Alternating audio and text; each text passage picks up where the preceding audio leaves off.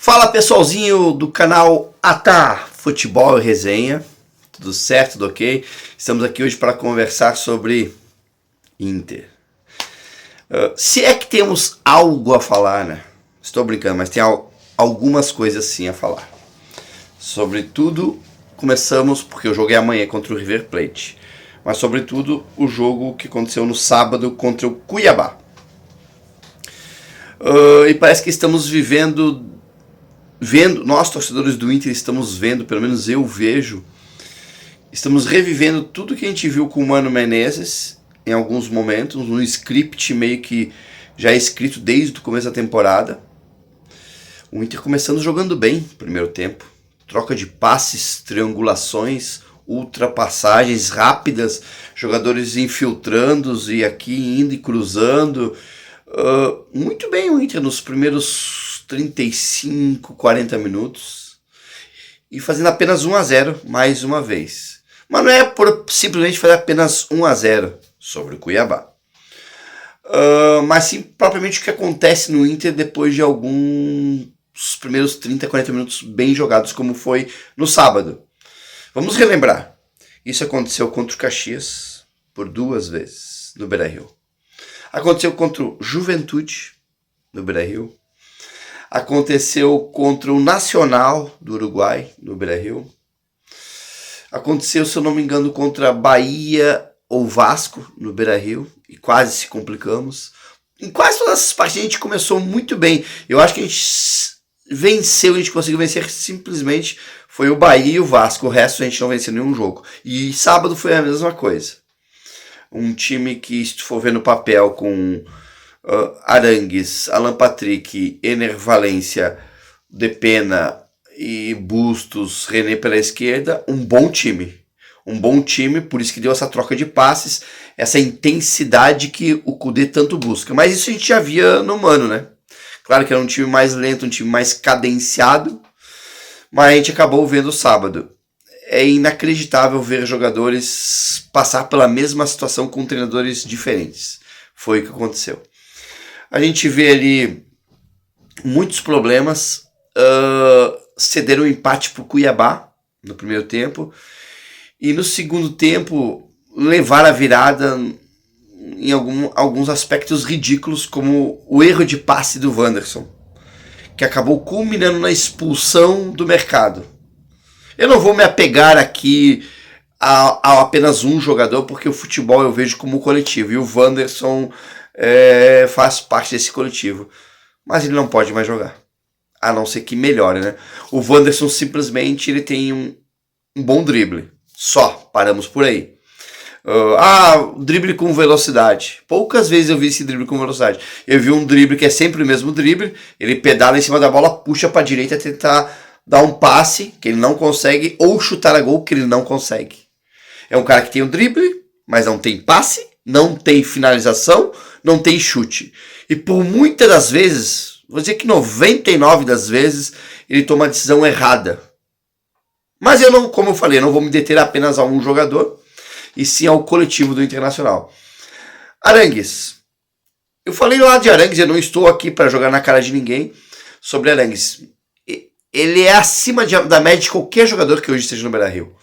Ele tem um belo passe, um bom desarme, passe de primeira, ele impõe velocidade no time, ele impõe criatividade, ele é criativo, ele é um jogador que ele é dinâmico dentro da sua posição, ele não que ele não faça mais, mas ele não faz como ele fazia há 8, 9 anos quando ele jogou no Beira-Rio, que ele ia de ponta a ponta, de área a área, mas ainda ele consegue ser muito diferenciado nesse sentido. Mas é um jogador que, eu não sei se coincidência ou não, mas é aquele jogador propriamente chinelinho. Porque chinelinho, quem não sabe, é aquele jogador, né, é aquele jogador que vive machucado. É aquele jogador que vive... Tu ia pro treino, quando eu tinha 15, 14 anos no Juventude, no Caxias, aqui na minha cidade, eu ia pro treino, eu via um profissional saindo da fisioterapia ou do departamento médico, sempre de chinelinho, os havaianos no pé. Na época tinha até o Raider, né? Mas a ideia era esse jogador era chamado de chinelinho. E o Arangues é o propriamente dito como chinelinho. Porque ele é um jogador que, quando ele veio, ele jogava 1 ou 2, 3 jogos no máximo em alto nível. Não estou aqui discutindo a sua capacidade técnica como jogador de futebol. Ele simplesmente ele vinha, ele jogava, machucava, jogava ali mais uns dias, machucava, jogava. Foi vendido para o Bayer Leverkusen machucado. Chegou lá e ficou 7, 8 anos sempre no Bayer Leverkusen. Não que seja um clube propriamente pequeno. É um clube médio da Alemanha. Médio para pequeno, não é também médio para grande. Mas é um clube que manteve lá. Ele nunca foi para um Bayern, nem para um Borussia, nem para qualquer outro clube da Alemanha ou clube de outros países ali perto. Porque ele sempre vivia machucado. E ele voltou 8 anos ou 9 anos depois e voltou machucado. Ele já não jogava há quase um ano. Ele ficou 3 meses no Beira-Rio machucado. E vamos fazer rapidamente aqui uma lembrança dos últimos, agora no começo. Ele jogou o primeiro jogo, sentiu, saiu. Ele jogou a segunda partida, ele sentiu e saiu. Ele jogou a terceira partida, agora contra o Cuiabá, e fez a sua melhor, não vou dizer a melhor partida, mas onde o Inter estava se sobressaindo sobre o Cuiabá muito bem, jogando muito bem. Ele saiu, acabou o time e saiu por lesão. E muito provavelmente amanhã contra o River Plate não estará em campo. É o legítimo jogador de chinelinho, tá?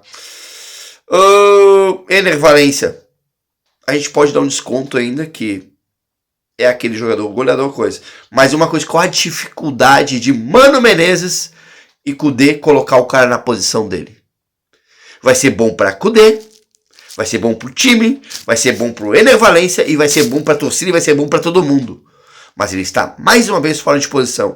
A única vez que ele jogou na posição dele foi o segundo tempo contra o Bragantino. E foi aonde que ele conseguiu impor a sua velocidade. Ele conseguiu driblar da esquerda para a direita e chutar a gol muito bem. Deu dificuldades ao goleiro, deu bola na trave, deu dificuldades à sua defesa. Foi a única vez que Ener Valencia jogou em sua posição. Sábado, dá para ver, ele estava fora do jogo. Fora do jogo. O nosso técnico não consegue ver isso. O Mano Menezes não conseguia ver isso antes e o Kudê não consegue ver isso, que o cara tá fora do jogo. Ele não está dentro de campo porque ele está fora de posição. É um cara que ele tem que vir de trás com a bola dominada.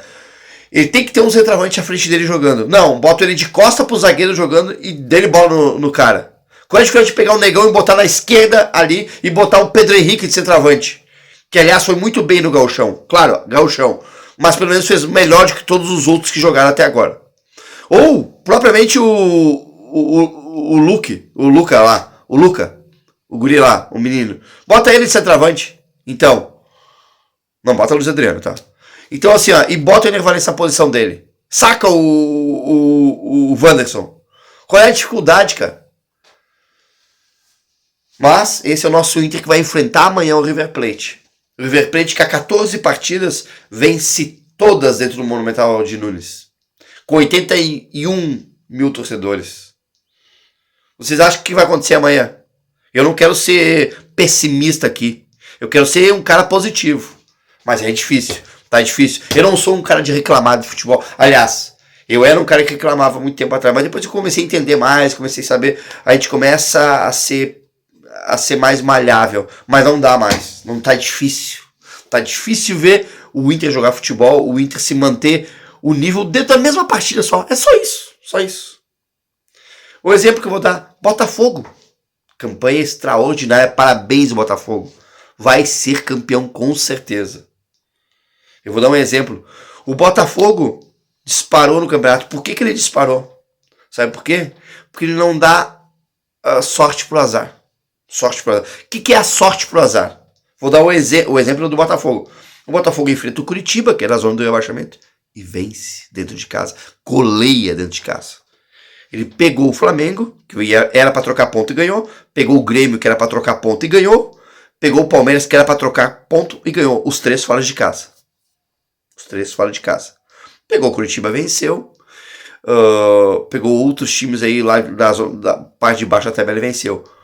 Exemplo, há 2 anos atrás o Inter perdeu um campeonato que foi muito chorado contra o Corinthians. Foi roubado contra o Corinthians um pênalti. Foi roubado o Rodinei contra o Flamengo. O Inter não perdeu o Campeonato Brasileiro por esse jogo. Sabe por que o Inter perdeu?